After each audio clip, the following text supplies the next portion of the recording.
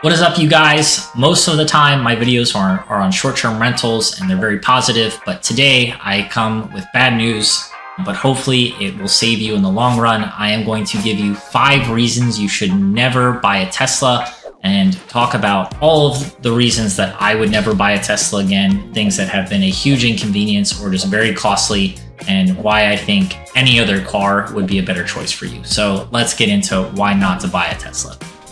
So the first reason not to get a Tesla is the charging aspect.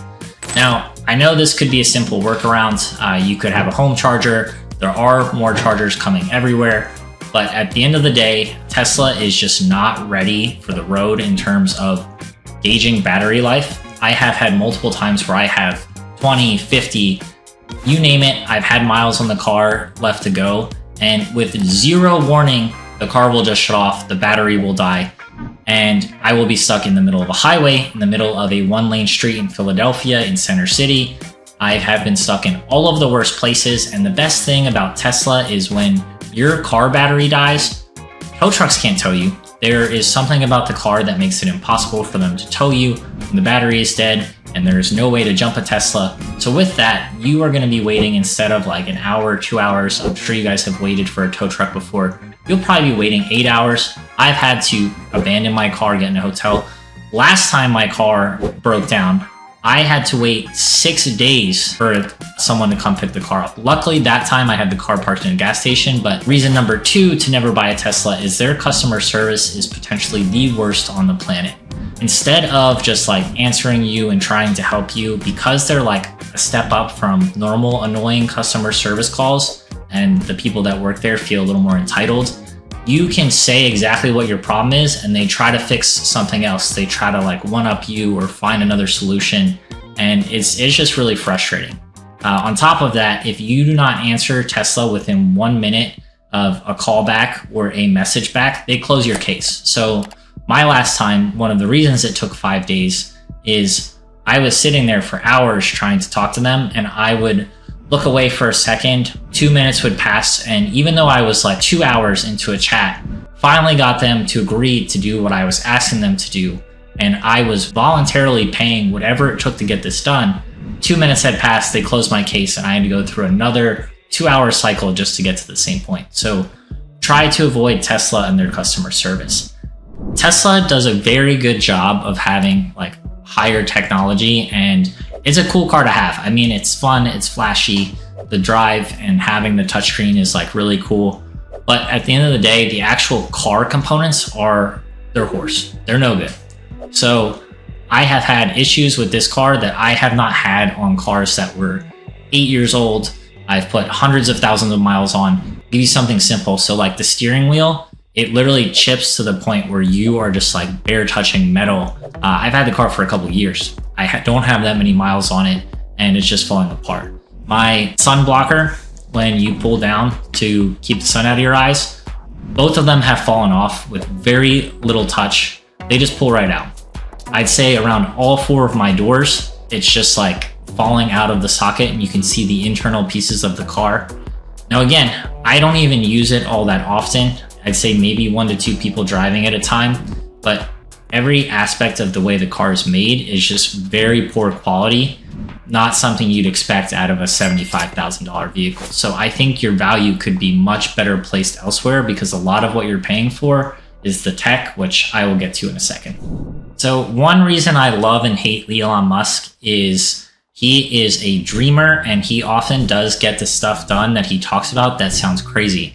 Now, the only problem with that is, and I'm sure a lot of his shareholders can attest to this, he never gets it done anywhere near on time. Stuff that he says is coming out in a month comes out in 2 years. Stuff that he says is coming out in 2 years has been on hold for 10 years. I think the Cybertruck deposits were, and don't quote me on this because I didn't look it up before shooting this video, is that he may have taken deposits 6 years before the truck came into production. You're just starting to see these.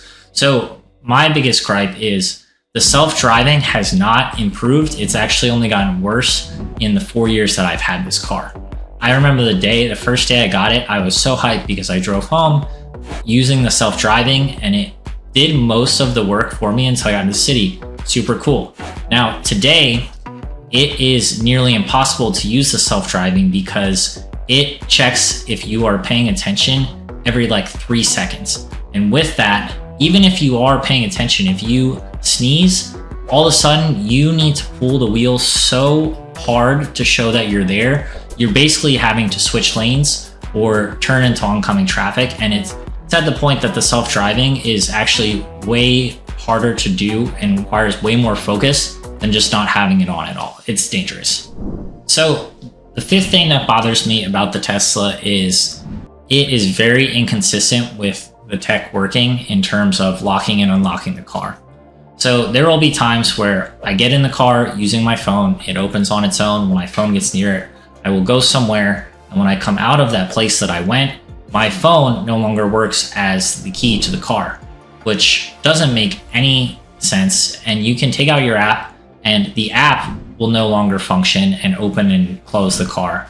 At which point, if I have left the key somewhere in the car or left it at home, like the physical key card, or for whatever reason, like my phone is not working, I am just stranded with the car, or I have to call someone else who might be able to unlock the car remotely with their phone. It's just a huge inconvenience. Imagine if you went out to the car with your car keys, and some days your car keys unlocked your car and some days your car keys didn't work and you had to make a couple phone calls to get into your vehicle. That is what it is like owning a Tesla. And you could reach out to Tesla support, but like I said earlier, if you want to use your vehicle quick, and Tesla support takes on average 2 to 6 hours to resolve something, sometimes days for me. I've abandoned my car several times because I cannot get them out to help me. Even though I'm paying for the thing the entire time. Sometimes I get double charged for the things that I'm just begging for them to help me with. They're already way above market. So your key might not work. And all in all, the reasons you should not buy a Tesla is nothing works the way that it says it does. You can get a much better car for the price that you pay for the Tesla. The technology is not there. Charging is incredibly inconvenient. I would trade my Tesla back in a heartbeat for like half the price I paid for it. It is seriously that bad. So guys, if you want to live free, do not live free in a Tesla. Thank you.